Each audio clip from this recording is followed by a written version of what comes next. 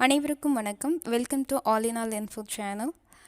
சற்று முன் வெளியான முக்கியமான அறிவிப்பின்படி வங்கிகளில் நகைக்கடன் வைத்துள்ளோர் அனைவருக்கும் பயன்பெறும் வகையில் நகை தள்ளுபடி குறித்த தற்போது முக்கியமான மகிழ்ச்சி தரும் செய்திகள் வெளியாகியுள்ளன.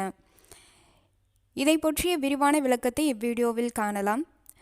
நமது வீடியோவை இதுதான் முதல் முறையாக காண்பீர்கள் என்றால் சேனலை சப்ஸ்கிரைப் செய்து கொள்ளுங்கள். வீடியோவை கடைசி வரை ஸ்கிப் செய்யாமல் பாருங்கள். அப்பொழுதுதான் நான் சொல்லும் தகவல் முழுமையாக உங்களுக்கு கிடைக்கும். ஓகே, வாங்க வீடியோக்குள்ளே போகலாம். தமிழ்நாட்டில் கடந்த சில நாட்களாக பொதுமக்கள் மத்தியில் அதிகம் பேசப்படும் விஷயங்களில் ஒன்றாக நகைக்கடன் தள்ளுபடி இருந்தது.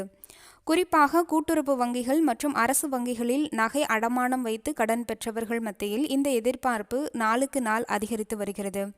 கடந்த 2021ஆம் ஆண்டு ஸ்டாலின் தலைமையிலான திமுக ஆட்சியில் நகைக்கடன் தள்ளுபடி திட்டம் கொண்டுவரப்பட்டது.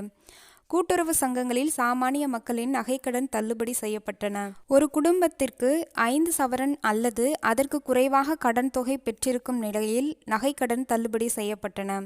கிட்டத்தட்ட 4000 கோடி ரூபாய் கடனை அரசு தள்ளுபடி செய்தது. பொதுவாக நகைக்கடன் தள்ளுபடி அறிவிப்பை அரசு வெளியிடும் போது முதலில் அதற்கான தகுதி வரம்புகள் நிர்ணயிக்கப்படும். கடந்த காலங்களை ஒப்பிட்டு பார்த்தால் 5 சவரன் அல்லது அதற்கு குறைவான எடை கொண்ட தங்க நகை கடன்களை அடகு வைத்து கடன் பெற்றவர்களின் கடன்கள் மட்டுமே தள்ளுபடிக்கு எடுத்துக்கொள்ளப்பட்டன.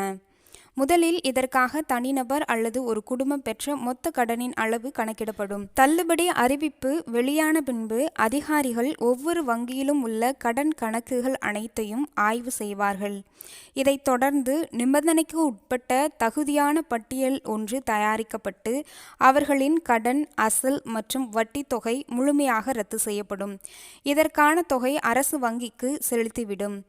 எனவே கடனாளிகள் தங்கள் நகைகளை எவ்வித கட்டணமின்றி திரும்ப பெற்றுக்கொள்ளலாம். தமிழ்நாடு அரசு சமீபத்தில் கூட்டுறவு வங்கிகள் மூலம் பயிர்க்கடன் பெற்ற விவசாயிகளுக்கு ரூபாய் 75,000 வரை கடன் தள்ளுபடி வழங்கும் திட்டத்தை அறிவித்தது. இந்த நிலையில் தற்போது வங்கிகளுக்கு சில முக்கிய உத்தரவுகள் சென்றுள்ளதாக தகவல்கள் வெளியாகியுள்ளன.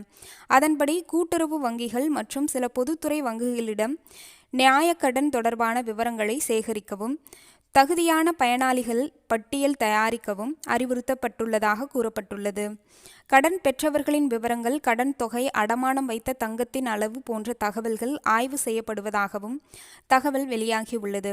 தற்போது வெளியான தகவலின்படி கூட்டுறவு வங்கிகளில் பெறப்பட்ட நகை கடன்களுக்கு முன்னுரிமை அளிக்கப்படுவதாக கூறப்பட்டுள்ளது. அதேபோல் சில பொதுத்துறை வங்கிகளில் பெறப்பட்ட நகை கடன்களும் பரிசீலனையில் ஏற்பதாக தகவல் வெளியாகியுள்ளது. பொருளாதாரத்தில் பின்தங்கிய குடும்பங்கள், சிறு மற்றும் குறு விவசாயிகள், குறைந்த அளவு நகை அடமானம் வைத்து கடன் பெற்றவர்கள் ஆகியோருக்கு முன்னுரிமை வழங்கப்படலாம் என எதிர்பார்க்கப்படுகிறது. குறிப்பாக 5 சவரன் வரையிலான நகைக்கடன்கள் தள்ளுபடி அறிவிப்பு வெளியாகும் என்று கூறப்படுகிறது. வங்கி வட்டாரங்களில் வெளியாகும் தகவல்களின்படி தகுதியான பட்டியல் தயாரிக்கும் பணிகள் நடைபெற்று வருவதாக தகவல் வெளியாகியுள்ளது.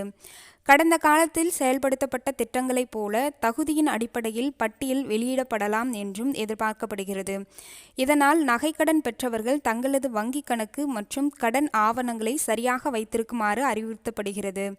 நகைக்கடன் தள்ளுபடி குறித்த அறிவிப்பு வருகிற தமிழக பட்ஜெட் கூட்டத்தொடரில் அறிவிக்கப்படலாம் என்று தகவல்கள் தெரிவிக்கின்றன. இதனால் நகைக்கடன் பெற்றோர் மகிழ்ச்சியில் உள்ளனர்.